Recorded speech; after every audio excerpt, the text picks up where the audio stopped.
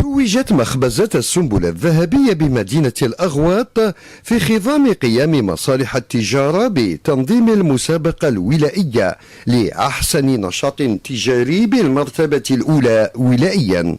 اليوم رانا هنا عند مخبزة السنبلة الذهبية من أجل تكريم الفائز في المسابقة اللي نظمتها وزارة التجارة ومديرية التجارة وترقية الصادرات لأحسن نشاط تجاري، واللي يدخل ضمن سياسة وزارة التجارة والمقاربة الجديدة اللي انتهجتها وزارة التجارة، وهي إحداث مثل هذه المبادرات المسابقات من أجل أخلاقة العمل التجاري.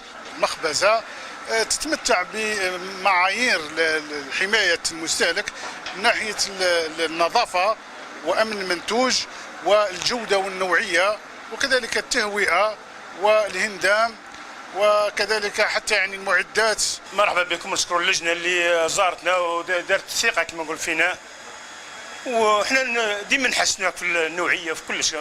أما عن الزبائن فقد شجعوا نوعية المادة والتزام القائمين على المخبزة بالعمل المتواصل خلال العطل والمناسبات. نشهد العمال تاع المخبزة السنبلة الذهبية بالإخلاص في العمل، وهي مخبزة ما شاء الله نشهدوا لها باللي تعمل في جميع المناسبات. انا نشوف من عندها درنا معنا سنوات، وعاود تخدم خبز معناها ما شاء الله، ومعناها من خبز معناها من جميع الصيفات فيه. الحمد لله يا ربي، رانا نجوا هنايا الكوشه هذه من الاوائل، من الخبز وعندهم الخبز من نوع رفيع. في المقابل تتواصل مثل هذه العمليات التقييمية المشجعة بباقي الخدمات التجارية المقدمة للزبائن بتسليط الضوء على عوامل الجودة والأسعار بما في ذلك النظافة وحسن المعاملة.